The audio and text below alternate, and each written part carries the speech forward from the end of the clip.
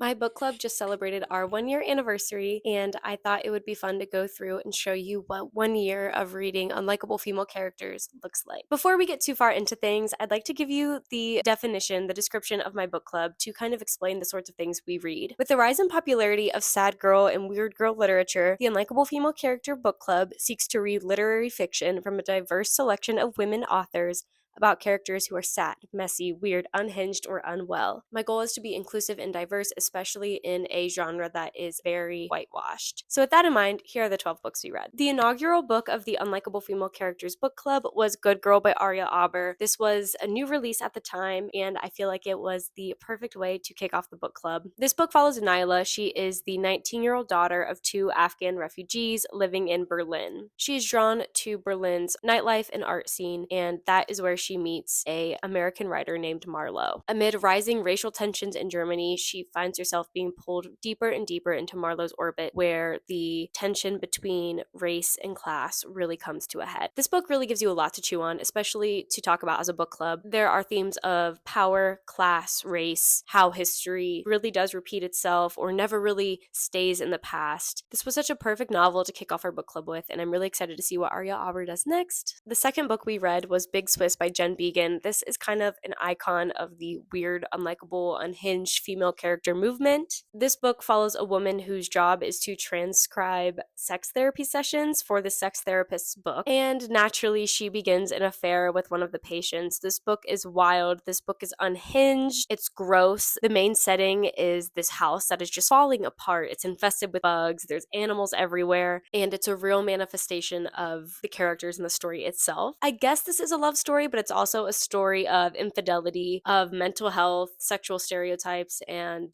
beyond. For our third book, we picked up Berlin by Bea Setton. I thought it would be really interesting to contrast the Berlin mentioned in Good Girl to the Berlin mentioned in Berlin. This book follows a young woman named Daphne who arrives in Berlin, and the last thing she expects to find is more drama than she left behind. Her only friends in Berlin are the people in her German class, and she's kind of riddled with this paranoia that she tries to escape by being stuck in a routine. If you love an unreliable narrator, you will like this book. For our Pride Month read, we read Notes of a Crocodile by Miaojin. This book is kind of an essential piece of queer literature. This is set in the post-martial law era of Taipei, and it is the coming-of-age story of our anonymous narrator who is studying at university, and she's realizing she is a lesbian, and she's falling in love. Our narrator spends a lot of time with herself. This is very much a stream of consciousness. It is kind of a harder read. It's more experimental, but I think if you have the context of Miaojin's life going into this, it really adds a layer to the story, and I do think this is a staple of the queer literature canon. For our July book, we picked up All Fours by Miranda July, and I really enjoyed this. This book follows a woman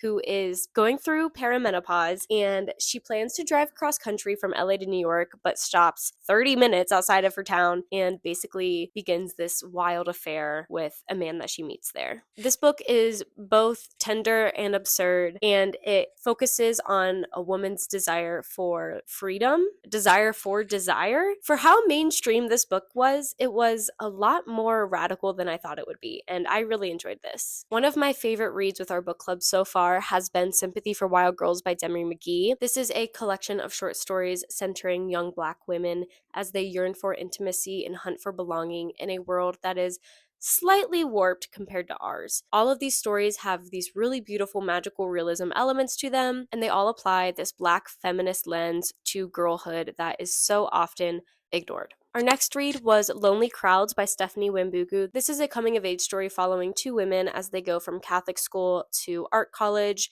to the art scene in New York. Their friendship is codependent, it's romantic, it's everything. And these 2 characters are both so layered and so complicated in their own ways. This is a study of intimacy and belonging in a way that you don't really see often, and I think it kind of belongs in conversation with books like Sula by Toni Morrison. For our Hispanic Heritage Month / Spooky Month read, we picked up Thirst by Marina Yuszczuk. This book is told in 2 parts. The first part follows a vampire who is escaping the bloody bacchanals of Europe and arrives in Buenos Aires, just on the cusp of it becoming the city that we know today. The second half of the book follows a woman who is caring for her mother with a terminal illness, and something is ignited in her when she encounters something in a cemetery. This book kind of tested the limits of the modern Gothic novel, explores the limits of female agency and what all-consuming desire can look like. This book made me cry in a way that really no other book has. Speaking of quintessential queer literature, This is Nevada by Imogen Binnie. This book was reissued just a few years ago after falling out of print in 2014. It follows Maria Griffiths, who is a trans woman, a bookseller in New York, and long story short, she crashes out and embarks on this cross-country road trip where she inevitably meets this Walmart employee who is also questioning their gender. This was another stream of consciousness kind of book where you're always inside the narrator's head, but I do think that it offered a really interesting perspective on trans life, and I'm really glad I read this with my book club because I do think it's really important to read and discuss trans stories. Another contender for favorite book club book is The Coin by Yasmin Zaher. This book follows a wealthy Palestinian woman living in New York. She has meticulous hygiene and a meticulous cleaning routine. She's also a teacher, and she finds herself in this scheme of reselling Birkin bags. That's the short of it. The long of it is that it is an amazing book. It was wild. This book was so funny. I feel like a lot of times these books kind of have non-ending endings, but this ending is a crescendo. This ending is jumping off a cliff. In the new year, my book club read Thirst Trap by Grainne. This book follows a group of 3 women who are mourning the death of their 4th roommate. They all live together in Belfast, and together they kind of figure out what their life will look like approaching their 30s. One of them starts piano lessons, one of them starts a situationship with her coworker. The other one is pining after a closeted woman. It's messy, but it's real, and I feel like this novel feels really contemporary in a way that I do think will age really well, but it is sort of a time capsule. The last book I read with my book club is Sula by Toni Morrison. You cannot talk about unlikable female characters without talking about Sula. She is the blueprint. This is one of my favorite novels of all time. It follows Sula and Nell as they come of age together, as their friendship grows, as it grows apart, and how they are kind of inexplicably always